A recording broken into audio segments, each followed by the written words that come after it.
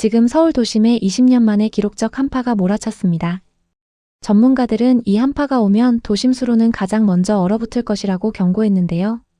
특히 전기로 유지되는 인공 물길이라면 단 몇 시간 안에 생명이 사라질 거라는 예측까지 나왔습니다. 그런데 이 현장을 보러 온 한 사람 국제도시보건 감사관은 단호하게 말했습니다. 이건 자연이 아니라 가짜 생태입니다. 하지만 충격적인 사실은 그가 실패를 확신했던 바로 그 밤에 벌어졌습니다. 과연 이 도심 한복판에서 상식을 뒤집는 장면이 목격된 이유는 무엇이었을까요? 안녕하세요. 저는 레나 비르너입니다.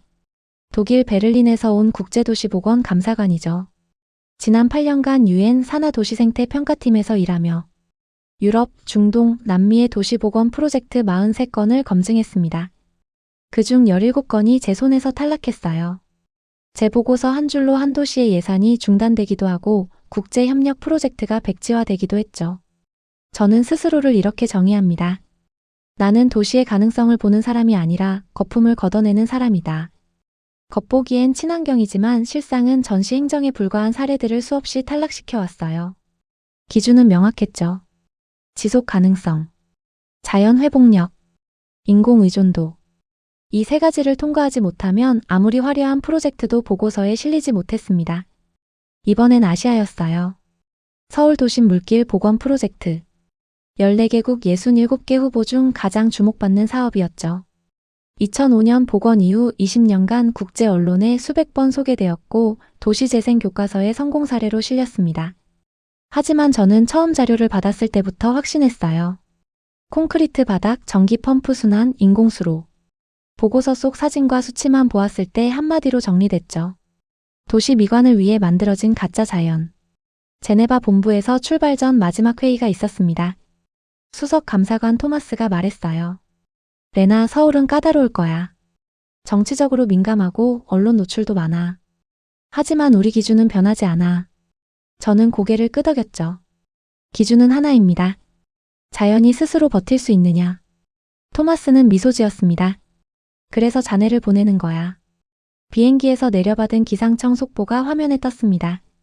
한반도 전역 20년 만에 기록적 한파 예보 최저 체감온도 영하 18도 연속 결빙 경보. 저는 화면을 2번 확인했어요. 20년만.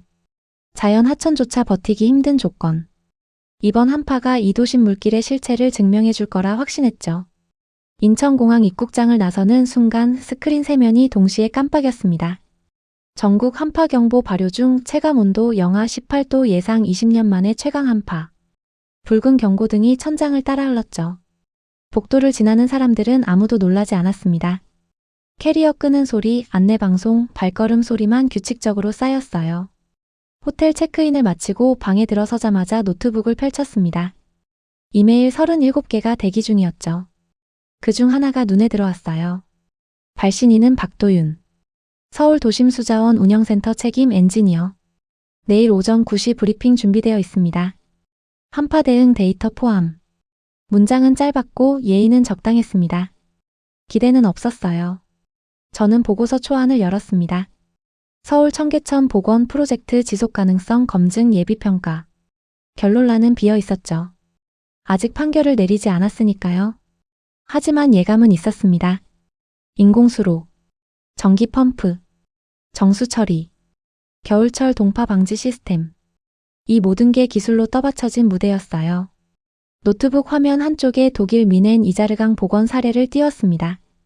15년간 단 한 번도 인공 개입 없이 수질과 생태를 유지한 프로젝트. 진짜 자연 복원이었죠. 서울은 달랐습니다. 여름엔 펌프로 물을 끌어오고 겨울엔 전기로 얼지 않게 버티는 시스템. 핸드폰이 울렸습니다. 토마스의 메시지였죠. 레나, 서울 프로젝트 검증 일정 확인. 이번 한파는 좋은 테스트 환경이야. 진짜와 가짜를 구분하기엔. 저는 답장을 보냈습니다. 20년 만에 한파라면 가짜는 하루도 못 버텨요. 창밖 을지로 내거리를 내려다봤습니다. 신호등이 빨간불로 바뀌었고 사람들이 멈췄어요. 규칙적이었죠. 이 도시는 통제되어 있었어요. 자연이 아니라 시스템으로요. 저는 책상 앞이 아니라 가장 차가운 밤의 현장으로 향할 준비를 했습니다. 이 도시가 정말 생명을 품을 자격이 있는지, 아니면 보고서 한 줄로 끝나야 할 실패 사례인지 직접 눈으로 확인하기 위해서였죠. 노트북 화면 모서리에 카운트다운 타이머를 띄웠습니다. 72시간 0분 0초. 보고서 제출 마감까지 남은 시간. 그리고 20년 만에 기록적 한파가 서울을 덮을 때까지 남은 시간이었죠. 저는 마우스 커서를 결론란에 올렸습니다. 아직 비어 있었지만 곧 채워질 예정이었어요. 증명만 남았을 뿐이었습니다. 오전 9시. 서울 도심수자원 운영센터 회의실 문을 열었습니다. 박도윤이 자리에서 일어났어요.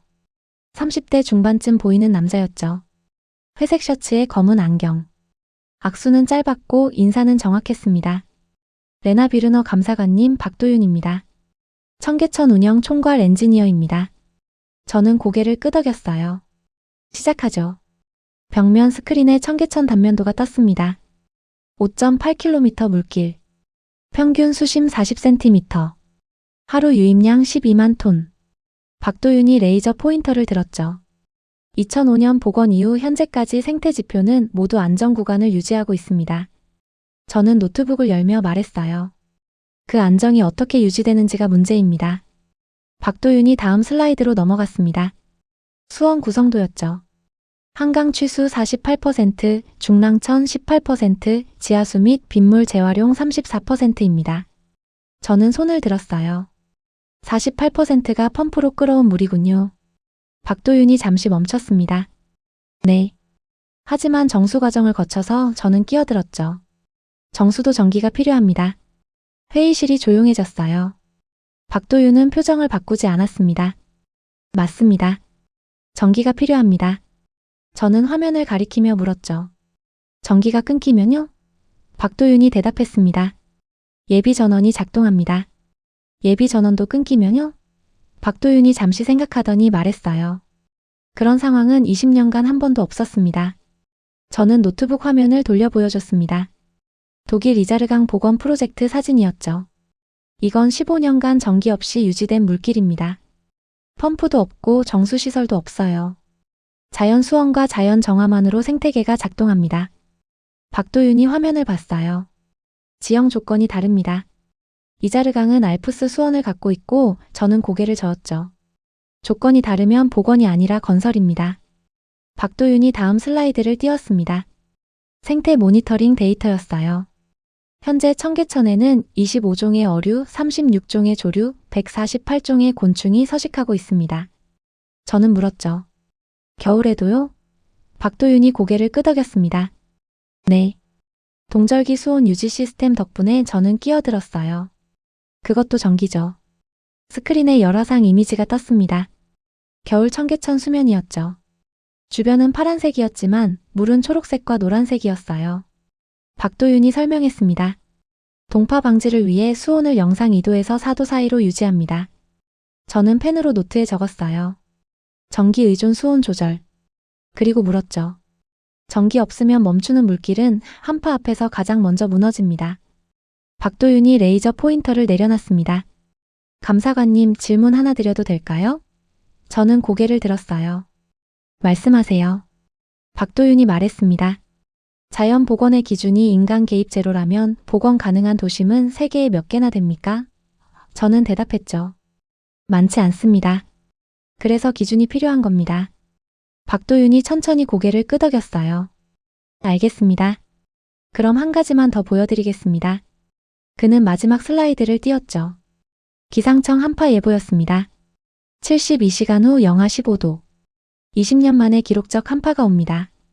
감사관님이 직접 확인하실 수 있을 겁니다. 저는 화면을 봤어요. 빨간 경보구역이 한반도 전체를 덮고 있었죠. 회의가 끝나고 복도로 나왔습니다. 박도윤이 엘리베이터 앞까지 따라왔어요. 필요하신 자료 있으면 언제든 연락 주십시오. 저는 명함을 받으며 말했죠. 한 가지만 부탁드립니다. 한파 당일 실시간 모니터링 접근 권한 주세요. 박도윤이 잠시 망설이더니 고개를 끄덕였습니다. 준비하겠습니다. 엘리베이터 문이 닫혔어요. 거울에 비친 제 얼굴은 차분했습니다. 확신은 더 단단해졌죠. 전기로 떠받쳐진 물길. 펌프로 끌어온 생명. 기술로 유지되는 생태계. 이건 자연이 아니었어요. 20년 만에 한파가 증명해 줄 겁니다. 호텔 방으로 돌아온 건 오후 2시였습니다. 노트북을 열자마자 기상청 홈페이지에 접속했어요. 메인 화면 전체가 빨간색이었죠. 특보 발효 중 한파 경보 전국 확대 20년 만에 최강 한파 72시간 이내 도달. 저는 상세 예보를 클릭했습니다. 서울 최저 기온 영하 15도. 체감 온도 영하 22도. 연속 결빙 경보 48시간 지속. 화면을 스크롤하다가 전문가 코멘트 섹션에서 멈췄어요. 서울대 기후연구소 교수의 인터뷰였죠. 이번 한파는 2004년 이후 가장 강력합니다. 자연 하천도 버티기 힘든 조건입니다.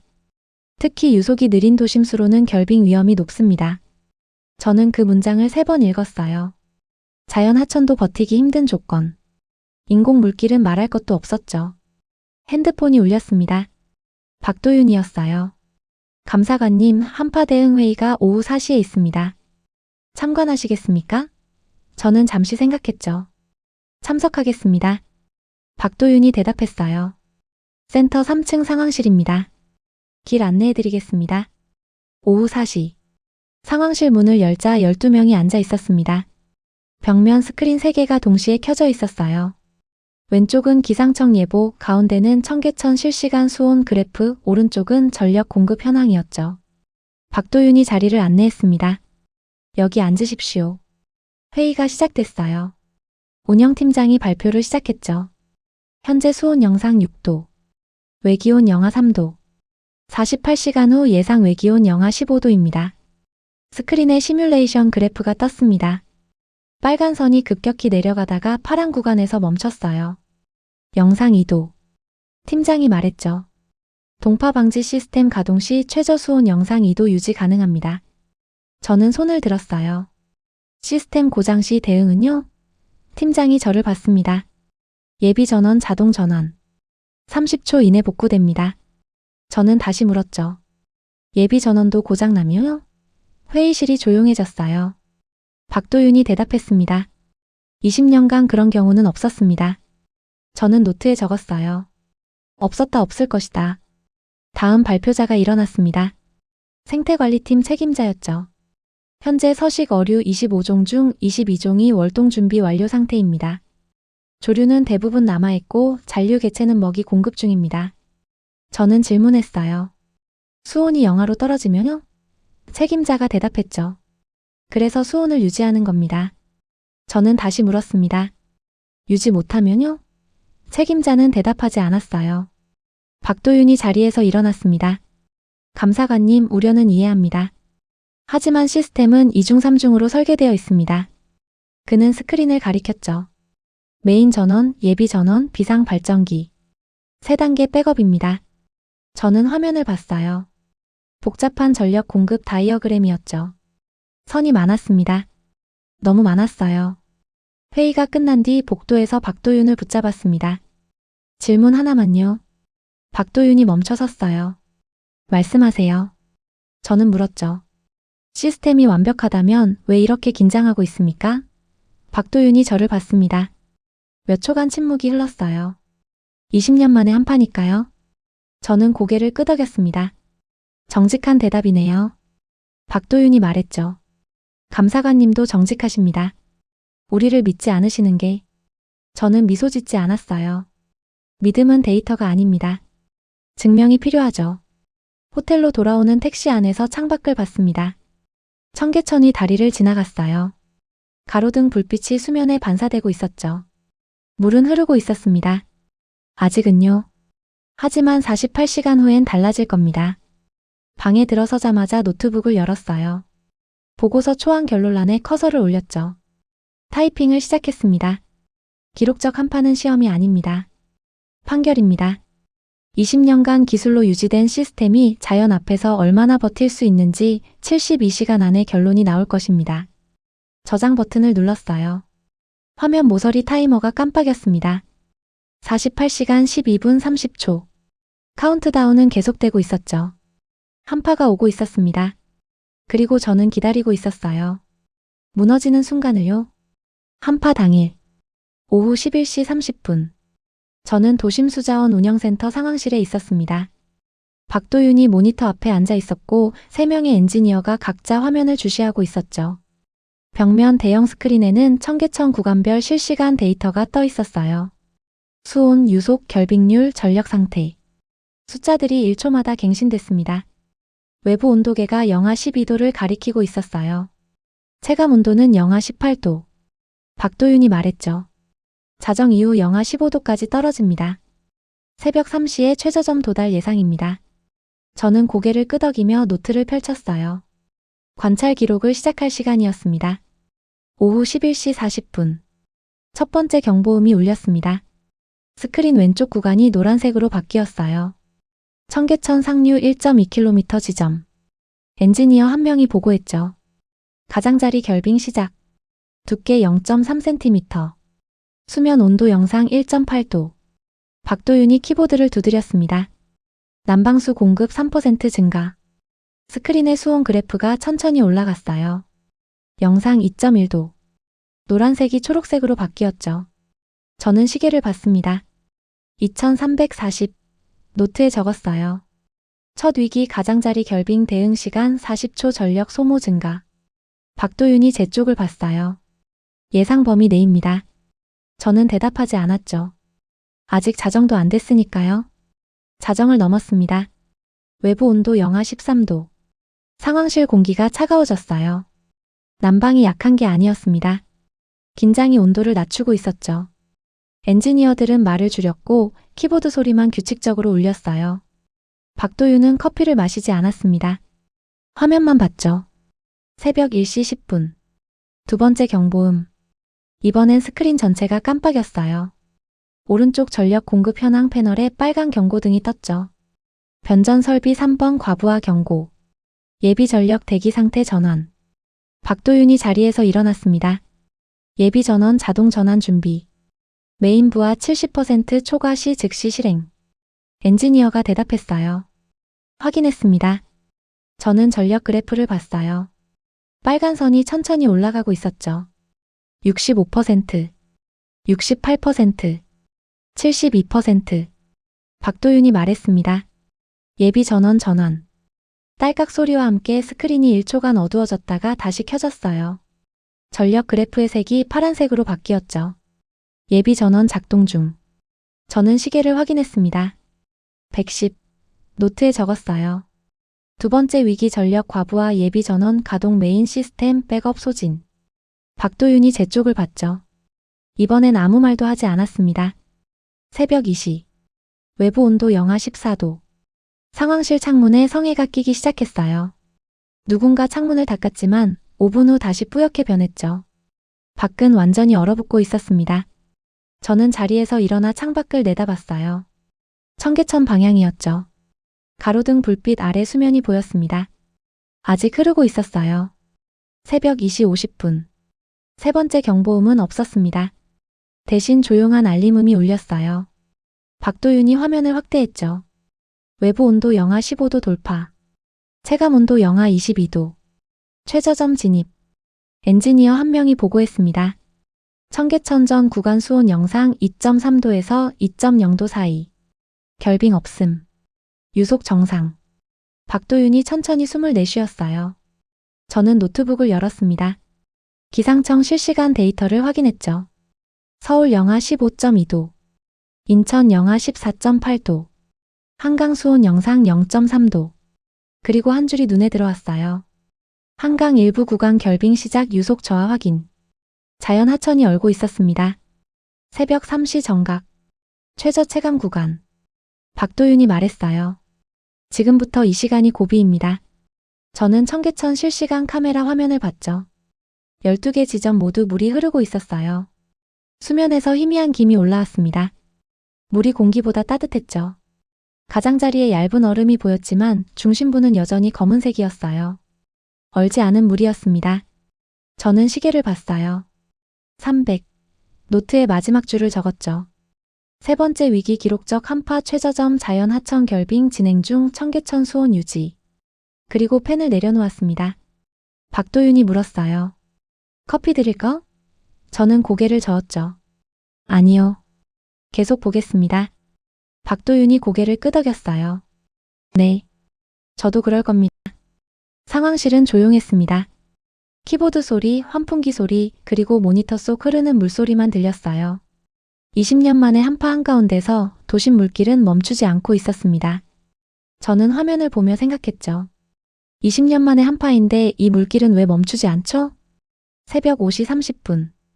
해가 뜨기 전이었습니다. 상황실 스크린에 첫 일출 예정 시각이 떠 있었어요. 732. 아직 2시간이 남았죠. 외부 온도는 영하 14도에서 멈춰 있었습니다. 최저점은 지났지만 추위는 계속되고 있었어요. 박도윤이 자리에서 일어나 창문 쪽으로 걸어갔죠. 나가보시겠습니까? 저는 고개를 들었어요.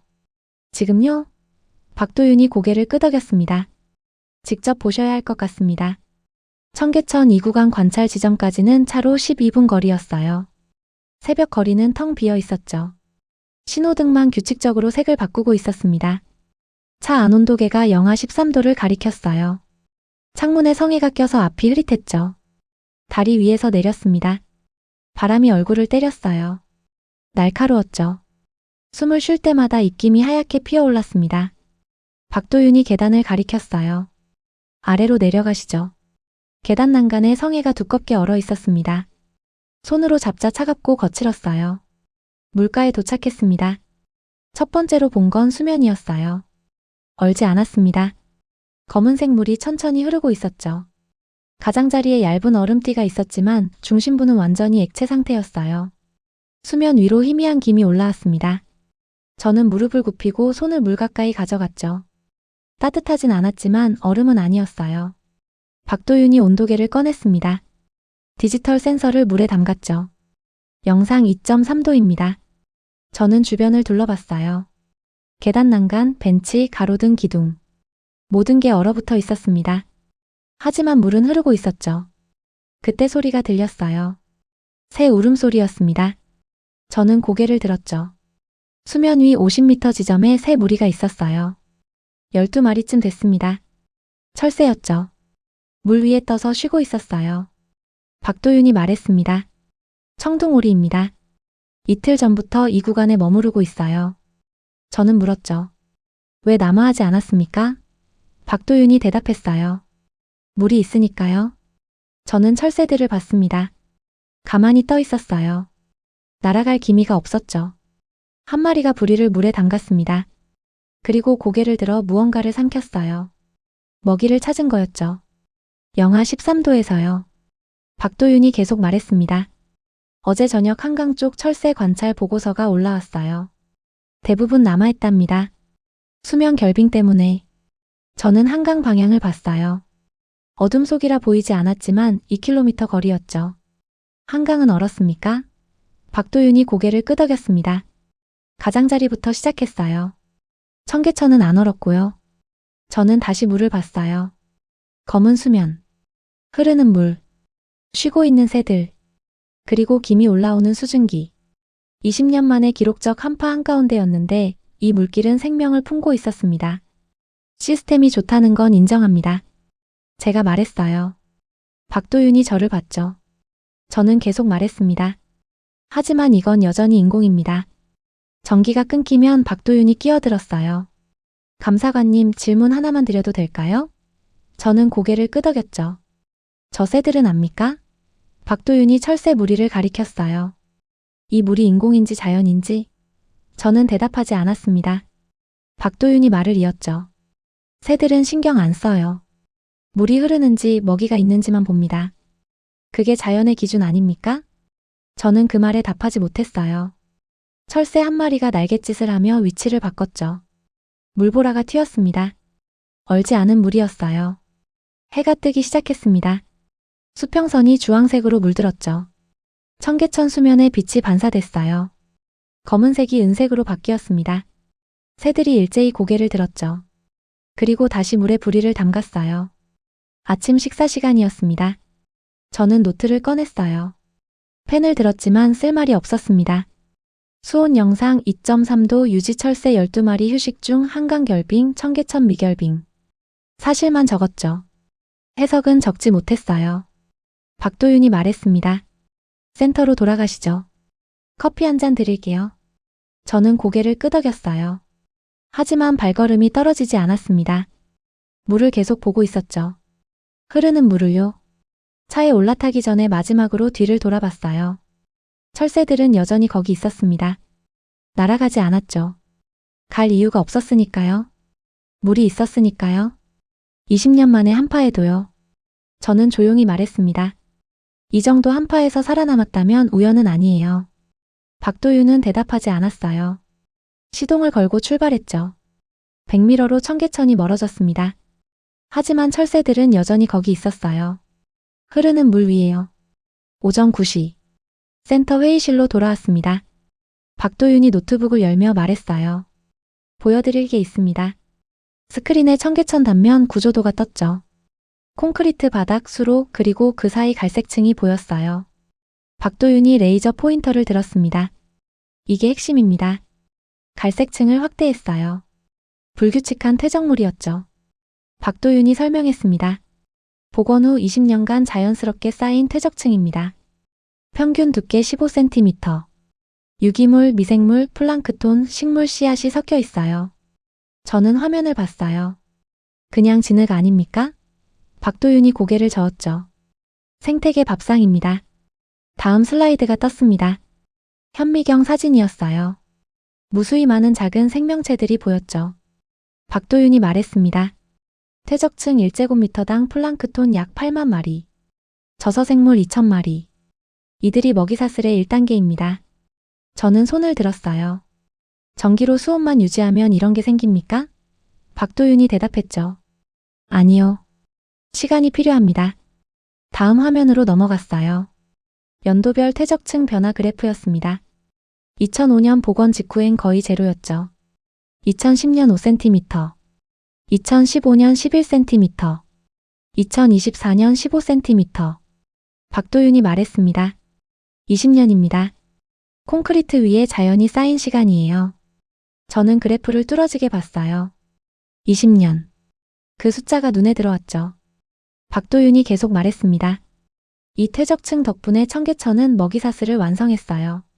플랑크톤이 자라고 작은 물고기가 먹고 큰 물고기가 따라오고 새들이 찾아왔습니다. 다음 슬라이드. 어류 목록이 떴어요. 박도윤이 설명했죠. 현재 서식 중인 어류 25종 중 19종이 자생종입니다. 방류한 게 아니에요. 스스로 찾아온 겁니다. 저는 물었습니다. 어떻게 찾아옵니까? 박도윤이 지도를 띄웠어요. 한강에서요. 물길이 연결되어 있으니까요. 지도에 빨간 선이 그려졌습니다. 한강에서 청계천으로 이어지는 경로였죠. 박도윤이 말했어요. 물고기들은 먹이가 있는 곳을 압니다. 청계천 퇴적층에 플랑크톤이 풍부하다는 걸 알고 올라온 거예요. 본능적으로요. 저는 노트북을 열었습니다. 독일 이자르강 데이터를 꺼냈죠. 이자르강은 복원 후 5년 만에 생태계가 완성됐습니다. 박도윤이 고개를 끄덕였어요. 맞습니다. 하지만 이자르강은 자연 수원을 가졌고 주변이 숲이었죠. 청계천은 도심 한가운데입니다. 조건이 달라요. 박도윤이 창밖을 가리켰어요. 감사관님, 저기 보이는 빌딩들. 전부 2005년 이전부터 있었습니다. 청계천만 없었죠. 콘크리트로 덮여 있었어요. 저는 창밖을 봤습니다. 고층 건물들 사이로 청계천이 가늘게 보였어요. 박도윤이 말을 이었습니다. 20년 전 이 자리는 고가도로였어요. 차가 다녔죠. 지금은 물고기가 삽니다. 인공으로 시작했지만 시간이 자연을 만들었어요. 저는 그 말을 곱씹었죠. 시간이 자연을 만들었다. 다음 슬라이드가 떴습니다. 조류 관찰 기록이었어요. 2005년부터 2024년까지 월별 출현 종수 그래프였죠. 초반엔 거의 없었습니다. 2010년부터 조금씩 늘었어요. 2024년 36종. 박도윤이 말했습니다. 새들은 거짓말 안 합니다. 먹이가 없으면 안 와요. 저는 어제 본 철새들을 떠올렸어요. 물 위에서 쉬던 청둥오리들. 부리를 담그고 먹이를 찾던 모습. 박도윤이 말했죠. 어제 본 철새들 청계천에만 있는 게 아닙니다. 한강 전체를 돌아다녀요. 그런데 한파 때 청계천에 온 이유가 뭘까요? 저는 대답하지 않았어요. 박도윤이 답했습니다.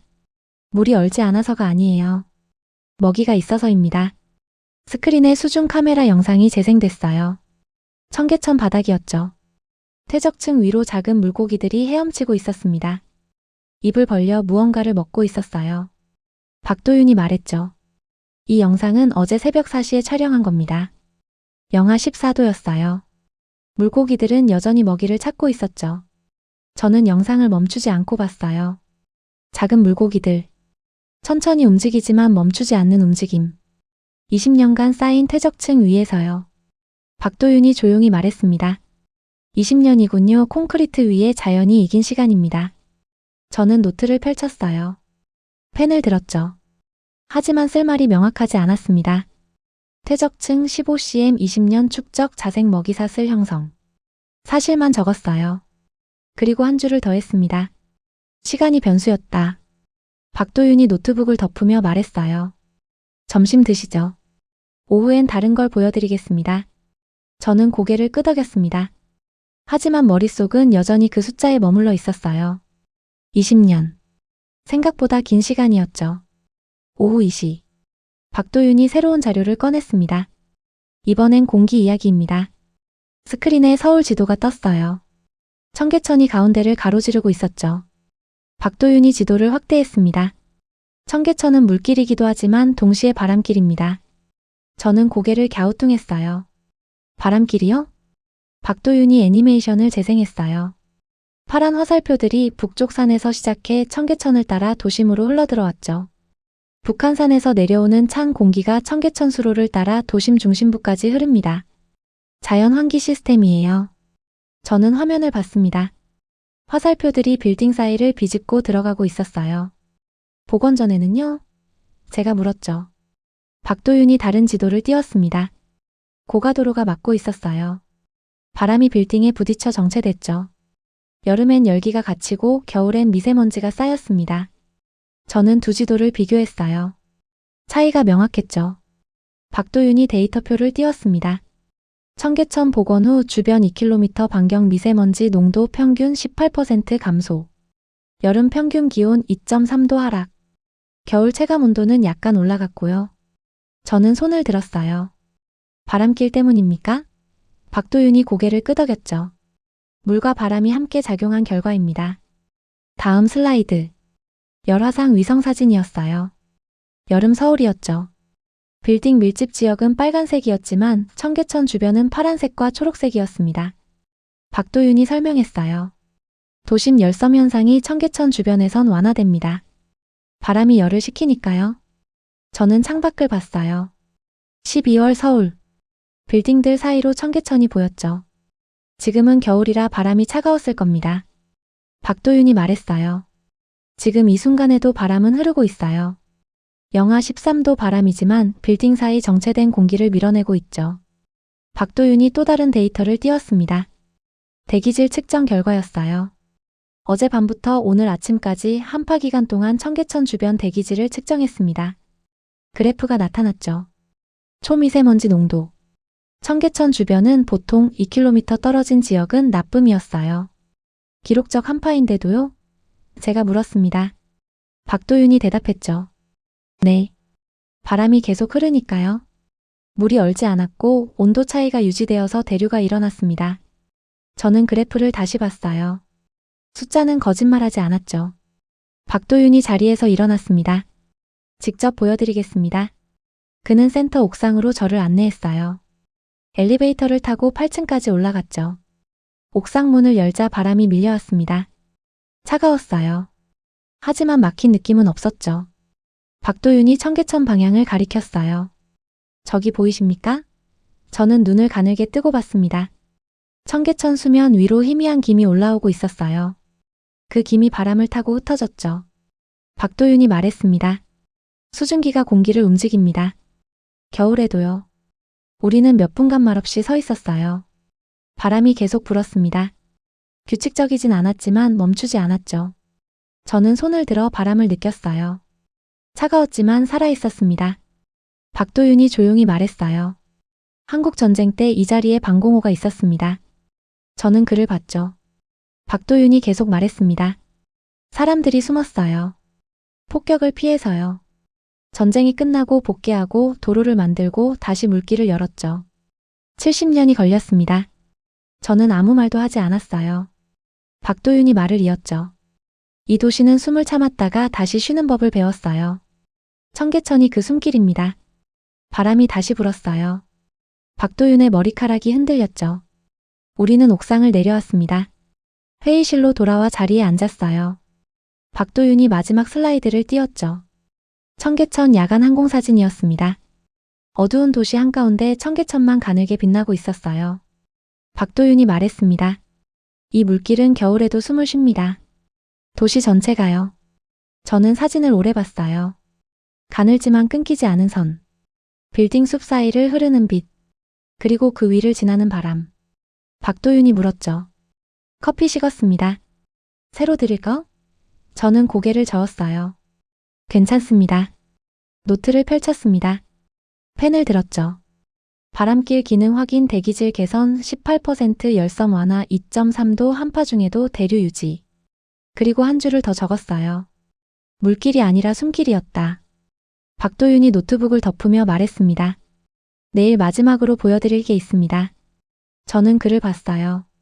뭡니까? 박도윤이 대답했죠. 사람입니다. 다음날 오전 10시. 청계천 광장이었습니다. 박도윤이 벤치에 앉으며 말했어요. 여기서 1시간만 보십시오. 저는 그 옆에 앉았죠. 뭘 보라는 겁니까? 박도윤이 앞을 가리켰습니다. 사람들이요. 온도계는 영하 9도를 가리키고 있었어요. 한파는 아직 끝나지 않았죠. 하지만 사람들은 걷고 있었습니다. 청계천 옆 산책로를요. 오전 10시 12분. 첫 번째 사람이 지나갔어요. 60대쯤 보이는 남자였죠. 손에 비닐봉지를 들고 있었습니다.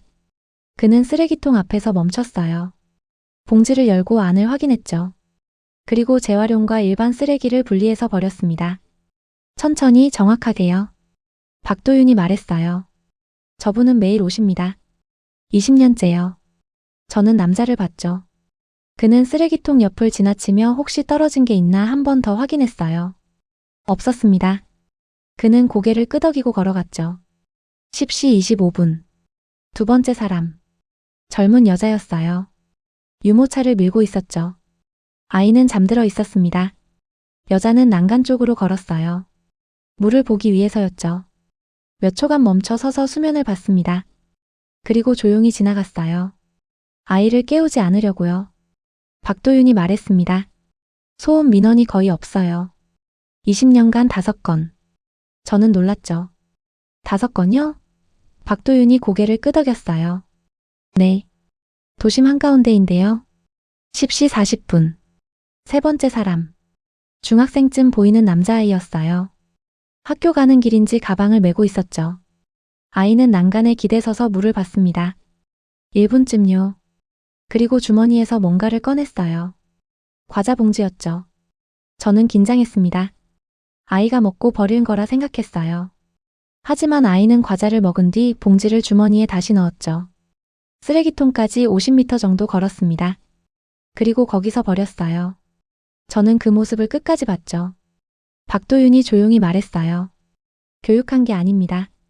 20년 동안 지켜본 겁니다. 저는 박도윤을 봤어요. 무엇을요? 박도윤이 대답했죠. 서로를요. 11시. 네 번째 사람. 노인이었어요. 지팡이를 짚고 천천히 걷고 있었죠. 벤치에 앉아서 쉬었습니다. 우리 맞은편이었어요. 노인은 가방에서 보온병을 꺼냈죠. 뚜껑을 열고 김이 모락모락 나는 차를 따랐습니다. 그리고 천천히 마셨어요. 10분 후 노인이 일어났습니다. 보온병을 다시 가방에 넣었죠. 벤치를 한번 살폈어요. 흘린 게 있나 확인하는 것 같았습니다. 없었어요. 노인은 지팡이를 짚고 다시 걸어갔죠. 박도윤이 말했습니다. CCTV 있습니다. 하지만 단속용이 아니에요. 안전용입니다. 20년간 쓰레기 무단 투기 적발 건수 연평균 3건. 서울 전체 평균의 20분의 1입니다. 저는 노트를 꺼냈어요. 하지만 쓸 말이 명확하지 않았죠. 박도윤이 계속 말했습니다. 감사관님, 이 사람들에게 청계천이 뭔지 아십니까? 저는 대답하지 않았어요. 박도윤이 답했죠. 자기 집 앞마당입니다. 11시 30분. 다섯 번째 사람. 외국인 관광객이었어요. 사진을 찍고 있었죠. 난간에 기대서서 셀카를 찍었습니다. 그리고 주변을 둘러봤어요. 쓰레기통 위치를 확인하는 것 같았죠. 아무것도 버릴 게 없었지만요. 저는 1시간 동안 15명을 봤습니다. 15명 모두 쓰레기를 버리지 않았어요. 담배를 피운 사람은 한 명도 없었죠. 큰 소리로 통화한 사람도 없었습니다. 물에 뭔가를 던진 사람도 없었어요. 박도윤이 일어서며 말했어요. 20년입니다. 기술이 물을 흐르게 했지만 사람들이 이 물길을 지킨 시간이에요. 저는 여전히 앉아 있었죠. 박도윤이 덧붙였습니다. 기록적 한파보다 강한 건 이 도시의 태도였습니다. 저는 천천히 일어났어요. 청계천을 다시 봤죠. 물은 흐르고 있었습니다.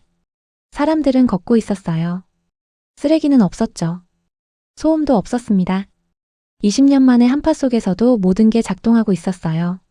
박도윤이 물었습니다. 보고서 쓰셨습니까? 저는 고개를 저었어요. 아직입니다. 박도윤이 말했죠. 시간 드리겠습니다. 호텔로 돌아왔습니다.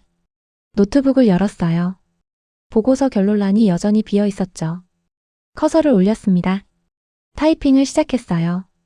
청계천은 기술로 시작되었지만 시간과 사람으로 완성되었습니다.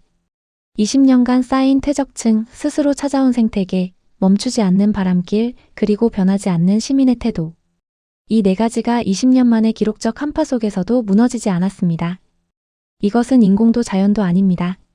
도시 공존의 모델입니다. 저장 버튼을 눌렀어요. 그리고 제목을 바꿨죠. 서울 청계천 실패 사례에서 서울 청계천 도시 공존 모델로요. 창밖을 봤습니다. 청계천이 멀리 보였어요. 가늘지만 끊기지 않은 선. 20년 동안 흐른 물. 그리고 그 옆을 걷는 사람들. 저는 조용히 말했죠. 기록적 한파보다 강한 건 이 도시의 태도였습니다.